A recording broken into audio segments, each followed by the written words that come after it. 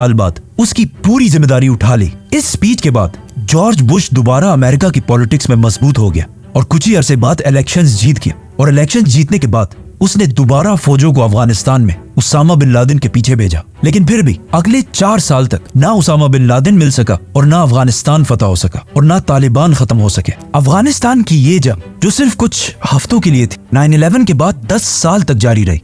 और अब George Bush के बाद अमेरिका का नया प्रेसिडेंट भी आ चुका था, बराक ओबामा।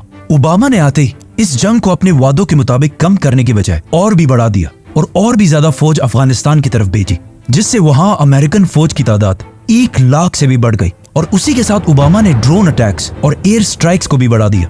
और उसी की हुकूमत में आखिर 9/11 के 10 साल बाद 2011 में अमेरिका को आखिर एक टारगेट मिला उसामा बिन लादेन के बारे में, जो अफगानिस्तान में नहीं बल्कि पाकिस्तान में छुपा हुआ था।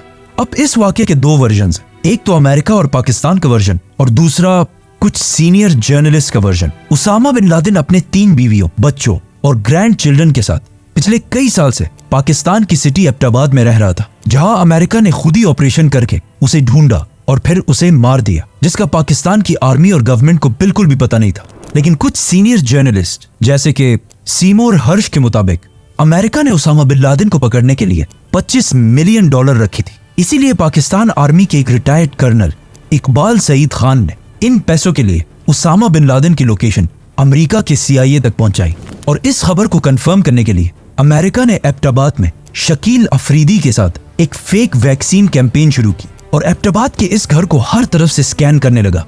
अमेरिकन ड्रोन्स और सैटेलाइट ने भी इस घर को 24 घंटे रिकॉर्ड करना शुरू किया। और अचानक एक दिन उन्होंने इस घर के लॉन में एक 6 फुट के आदमी को वॉक करता हुआ देखा। इससे और कुछ बाकी चीजों से अमेरिका ने अंदाजा लगाया कि हो सकता है यही उसामा बिन लादेन।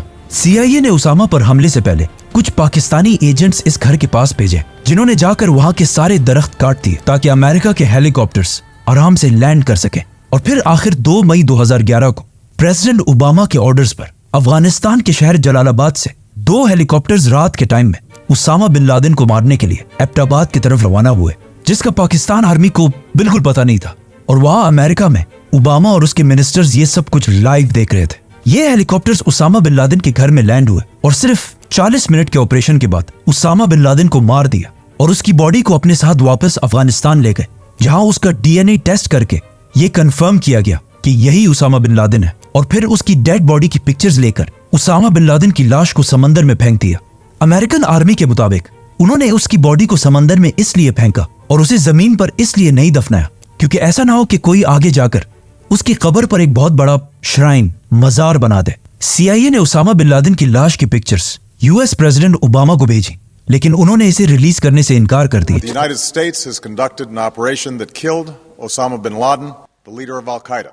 पाकिस्तान में बहुत सारे लोग आज भी ऐसे हैं जो उसामा बिन लादेन के एबटाबाद में होने को नहीं मानते और कहते हैं ये बहुत बड़ी एक कोई गेम या साजिश है। लेकिन ये बिल्कुल गलत है, क्योंकि एबटाबाद के इस ऑपरेशन के कुछ ही दिनों बाद अल-कायदा ने अपने सीक्रेट वेबसाइट्स पर उसामा बिन लादेन की डेथ को एक्सेप्ट किया और कहा कि हम इसका बदला जरूर लेंगे, जिसके बाद तालिबान ने भी उसकी डेथ को एक्सेप्ट किया। और इवन उसामा बिन लादेन के अपने बेटे हमजा बिन लादेन ने भी इस बात को सही कहा। तो जब अमेरिका और अल-कायदा दोनों इस बात को मान रहे तो पाकिस्तानियों को क्या मसला है? नाउ उसामा बिन लादेन के 5 बीवियों से उनके 11 बेटे थे और उसका बड़ा बेटा अब्दुल्ला बिन लादेन आज भी सऊदी अरब के सिटी जद्दा में खामोशी से अपना बिजनेस चला रहा है। लेकिन उसकी हर मूवमेंट को सऊदी गवर्नमेंट बहुत केयरफुली नोट करती है। उसामा बिन लादेन का दूसरा बेटा उमर बिन लादेन, जो पब्लिकली अपने बाप और उसके मिशन को गलत कहता है, और उसने अपने बाप उसामा बिन लादेन के खिलाफ एक किताब भी लिखी है। उसामा बिन लादेन का तीसरा बेटा साद बिन लादेन, जो एक जमाने में अपने बाप का राइट हैंड हुआ करता था और उसामा उसे अपने बाद अल-कायदा का नया लीडर भी बनाना चाहता था। लेकिन उसके इस बेटे साद बिन लादेन को उसामा बिन लादेन से पहले ही 2009 में मार दिया गया।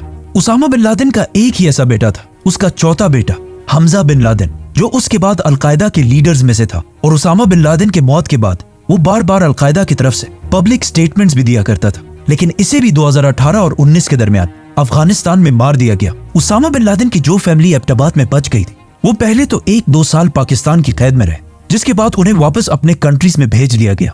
और आज वो सारे खामोशी से सऊदी और यमन में अपनी जिंदगियां गुजार रहे हैं, लेकिन किसी को नहीं पता कि उनकी एग्जैक्ट लोकेशन क्या है।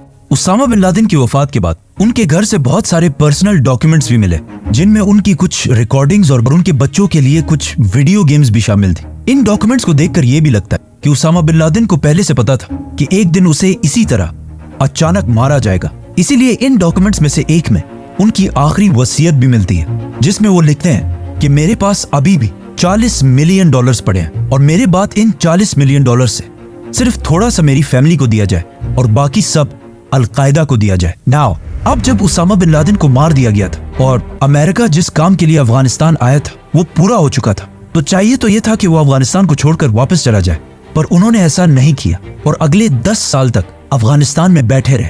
क्योंकि उसामा बिन लादेन तो अब कोई मसला नहीं था, लेकिन अब दुनिया बिल्कुल चेंज हो चुकी थी और अफगानिस्तान के बहुत ही क्लोज एक नया सुपर पावर चाइना बनने वाला था और चाइना को कंट्रोल में रखने के लिए अमेरिका की प्रेजेंस इस इलाके में लाजमी थी। इसके अलावा उसामा बिन लादेन की मौत से कुछ ही अरसा पहले अमेरिका की एक इंस्टीट्यूट ने अफगानिस्तान में रिसर्च की और उन्हें पता चला कि अफगानिस्तान के जमीन के नीचे जो मिनरल्स पाए जाते हैं वो दुनिया के सबसे कीमती और रेयर मिनरल्स में से एक है, जिनमें से सबसे इंपॉर्टेंट मिनरल है लिथियम, जिससे दुनिया की ऑलमोस्ट सारी बैटरीज बनती हैं। अब अगर अमेरिका अफगानिस्तान को छोड़कर चला जाता तो चाइना बहुत ही आसानी से इन मिनरल्स तक पहुंच सकता था। इसीलिए अगले 10 साल तक अफगानिस्तान में अमेरिका बैठा रहा, लेकिन फिर भी अमेरिका की इतनी बड़ी ताकत और इतनी बड़ी फौज के बावजूद अफगानिस्तान में तालिबान की प्रेजेंस बढ़ती गई और आखिर मजबूरन 20 साल की जंग के बाद अमेरिका के नए प्रेसिडेंट डोनाल्ड ट्रंप ने तालिबान गवर्नमेंट के साथ डील कर ली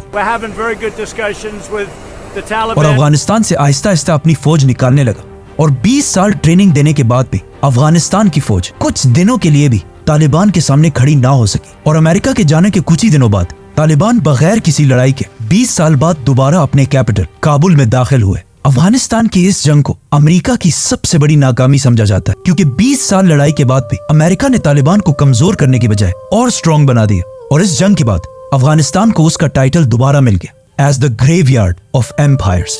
9/11 में 3000 अमेरिकन मारे जाने के बाद जो पूरी दुनिया में वॉर ऑन टेरर शुरू हुई, उसमें अब तक 4.6 मिलियन लोग 46 लाख लोग हलाक हो चुके हैं। 4 करोड़ लोग अपने घरों से डिस्प्लेस होकर रेफ्यूजीज बने हैं, जिसमें मैं पर्सनली भी अपनी फैमिली और पूरे सिटी के साथ 2009 में रेफ्यूजी रहा हूँ। हालांकि मेरा 9/11 से कोई ताल्लुक नहीं था और अगर इस वॉर ऑन टेरर की कॉस्ट को देखा जाए तो सिर्फ डायरेक्टली $2 ट्रिलियन खर्च हुए और ब्राउन यूनिवर्सिटी के एस्टिमेट्स के मुताबिक वॉर ऑन टेरर पर अमेरिका के $8 ट्रिलियन जाया हुए हैं।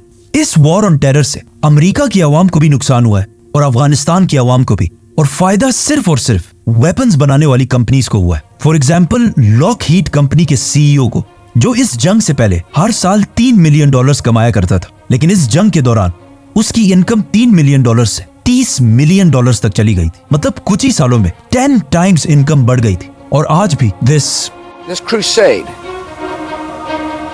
this war on terrorism जारी है।